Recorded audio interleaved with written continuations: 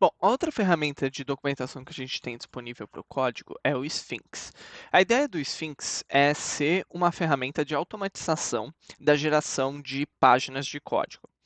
Então, o que ela faz, essa biblioteca, ela vai automaticamente criar páginas HTML que permitam documentar o código baseado nas docstrings dos vários métodos, classes e funções que você tenha descrito no seu código.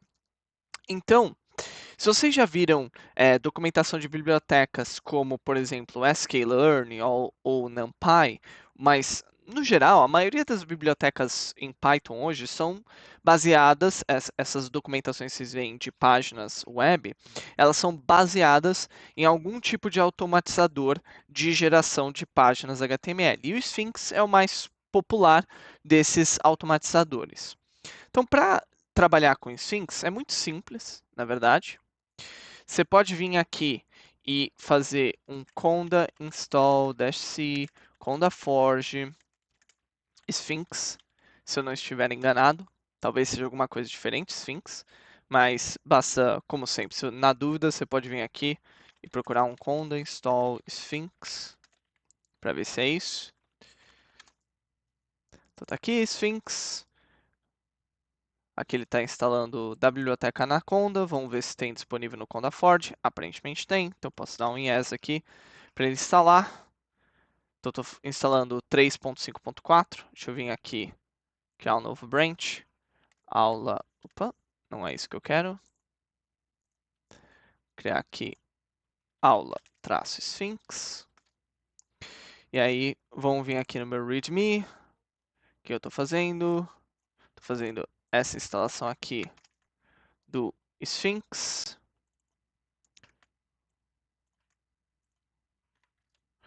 E aqui no meu requirements.txt, vou adicionar esse cara, PRS.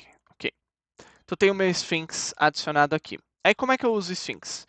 Tal qual o PyTest e o MyPy, ele também é algo que eu trabalho numa linha de comando. Então eu posso vir aqui fazer um Sphinx Quick Start. E aí o que vai acontecer? Vou até colocar aqui o --help para vocês verem, né? Que ele é um comando. Ups, peraí. Ah, tá, peraí. Não é que o Sphinx é o comando, é o Sphinx traço quick start. E agora eu posso fazer um --help. E aí você vai ver que eu tenho esse comando, tá? Que o que ele vai fazer ele vai gerar uma série de documentações automatizadas, ou melhor, ele vai gerar os arquivos de configuração para fazer a documentação do código. Então, se eu pegar esse Sphinx Quick Start aqui e rodar ele como ele o que vai acontecer? Ele vai perguntar se eu quero separar o source e o build directories. Essencialmente, o diretório de source no Sphinx é o diretório de configuração de como que você quer que seja a documentação. E o diretório de build é onde fica os arquivos HTML. Então, eu, particularmente, gosto de separar os dois, então vou clicar em Yes. Aí você vai dar o nome do seu projeto. Vou chamar aqui de curso de ciência de dados. Você vai falar o nome do autor. Eu vou colocar aqui ignorância zero. E aí você vai dar o project release. Aqui eu vou colocar 0.0.1. Ou você pode colocar alfa, beta, que seja. Eu vou colocar um A aqui. Aí você pergunta a língua. Eu vou colocar PTBR. E aí, ele está falando, uma estrutura de diretório inicial foi criada.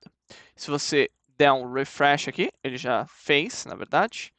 Ele adicionou uma pasta build e ele deveria adicionar também uma pasta source aqui. Tá vendo? E aí, se você olhar a pasta build, ela está vazia.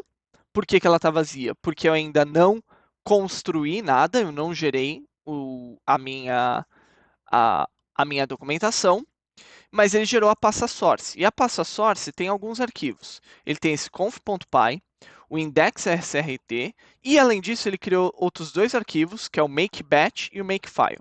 Então, eu vou pegar esses dois arquivos que ele gerou, vou jogar aqui dentro para minha pasta source, claro. Vou pegar minha pasta source e vou renomear ela para docs, ok? Deixa eu fazer o rename sem fazer qualquer tipo de checagem. Então, agora renomeei minha pasta docs e eu posso apagar esses dois caras aqui, delete, e vou deletar o meu build. Então, esses 4 arquivos que o Quickstart gerou são os 4 arquivos que vão controlar como que a documentação é gerada. Tá? Então, aqui o index.rst, essencialmente, para trabalhar, para gerar páginas HTML ou para gerar páginas LaTeX, para gerar páginas PDF, Word, que seja, qualquer tipo de formato de página que o Sphinx consegue gerar, ele é baseado nesses arquivos de RST, que é um tipo de arquivo de documentação específico que você pode editar e ele vai controlar meio que como ele gera diferentes páginas e links de páginas, tá? Então, esse index RST, e a gente vai ver várias páginas RST sendo geradas pelo Sphinx, ele controla basicamente o look and feel da sua estrutura HTML. Então, isso aqui eu vou fechar porque a gente não vai mexer nele. Segunda coisa que tem é o conf.py. Então, quando você roda o código de documentação do Sphinx, ele vai justamente olhar para esse conf.py aqui para gerar, para começar a trabalhar a geração das várias páginas HTML. Então, você vê aqui que o Quick Start automaticamente gerou esses caras aqui, e ele te fala algumas coisas que você pode fazer. Então, por exemplo, aqui ele fala, nesse primeiro conjunto de código, para você gerar o caminho até o código que você quer documentar, no final das contas. Então, aqui no nosso caso, o meu conf.py, a gente quer que ele documente a pasta de código que está um diretório acima do docs. Então, eu vou colocar aqui para ele adicionar o caminho da pasta acima desse arquivo aqui. Ok? Então, eu tenho aquele meu projeto, copyright, o autor, o release que a gente está falando, e aqui eu posso adicionar extensões. O que são as extensões? São extensões do Sphinx, que são como se fossem comandos ou bibliotecas específicas do Sphinx, que me permitem fazer alguns tipos de documentações específicas e automatizadas também para minha biblioteca. Aqui no meu Extensions, eu vou adicionar uma biblioteca que é o Sphinx Autodoc, que a gente já vai ver ele sendo utilizado aqui. Aí eu tenho minha língua, que é o PTBR, e aí eu tenho alguns padrões de arquivos que eu deveria ignorar.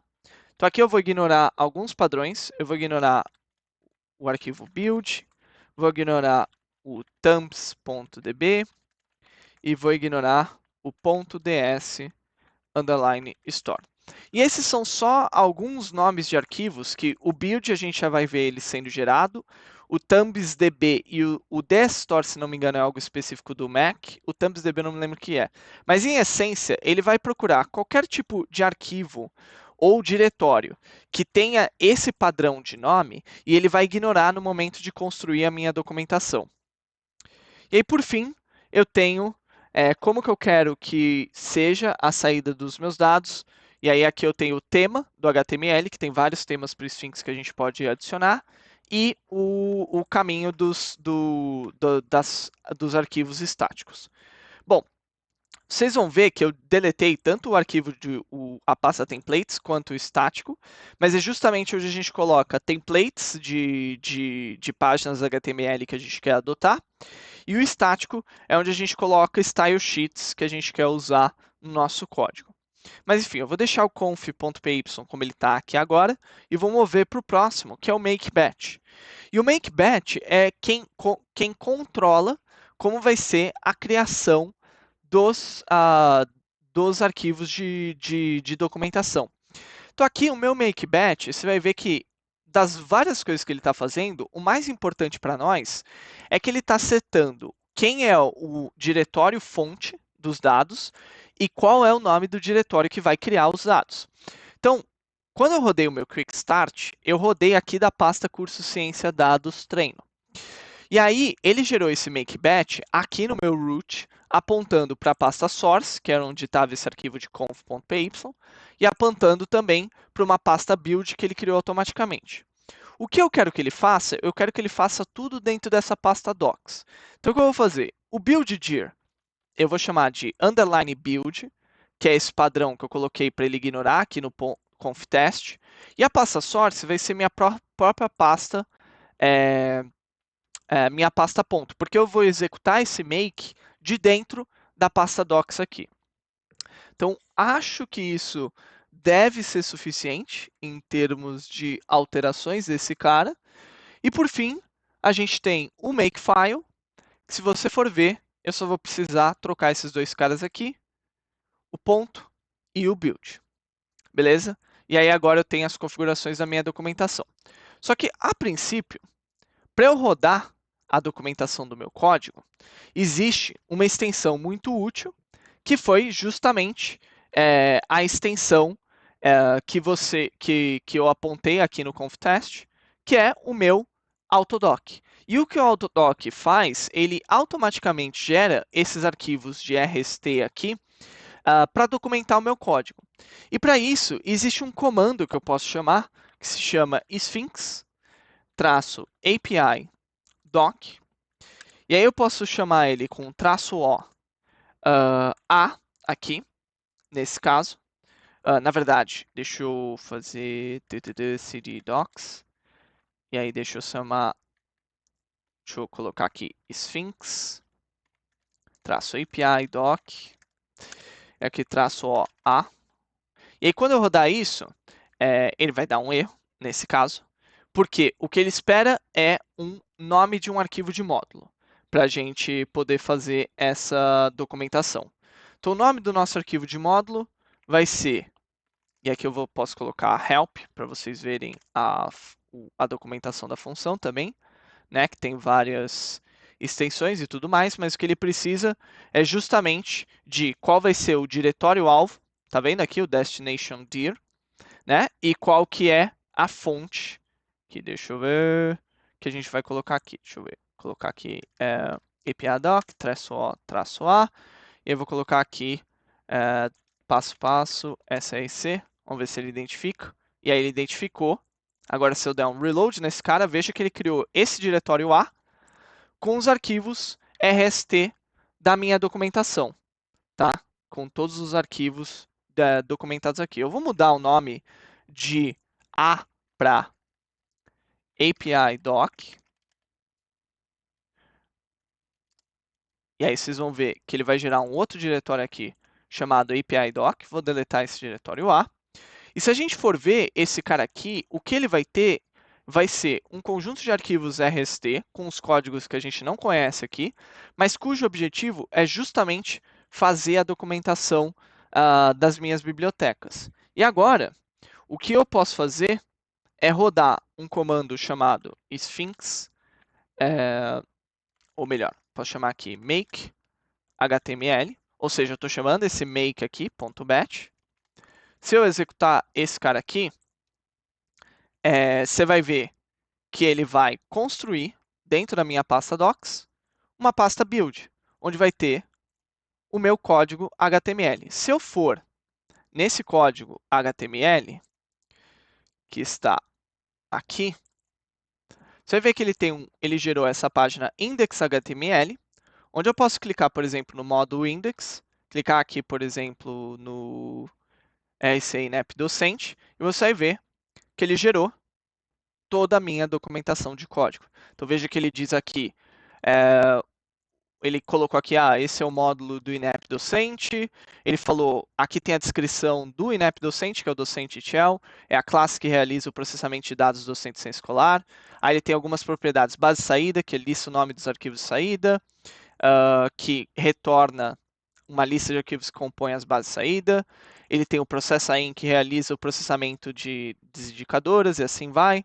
Você vê que ele colocou aqui a documentação também do escola ETL, ele colocou a documentação do gestor ETL, do IDEB ETL e assim vai. Veja que está tudo documentado, porque isso tudo faz parte do pacote do INEP.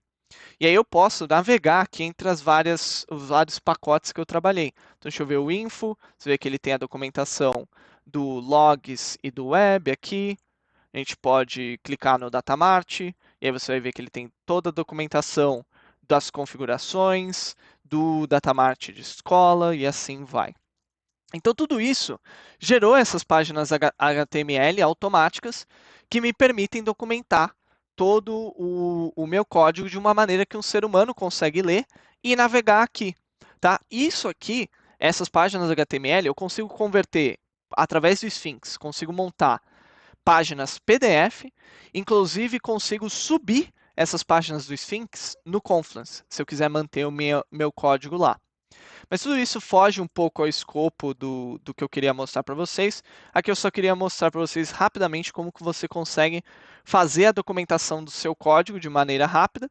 E aqui, lógico, você pode aprender mais sobre esses arquivos RST e sobre como o Sphinx funciona para que você faça e edite toda a documentação de código de maneira automatizada.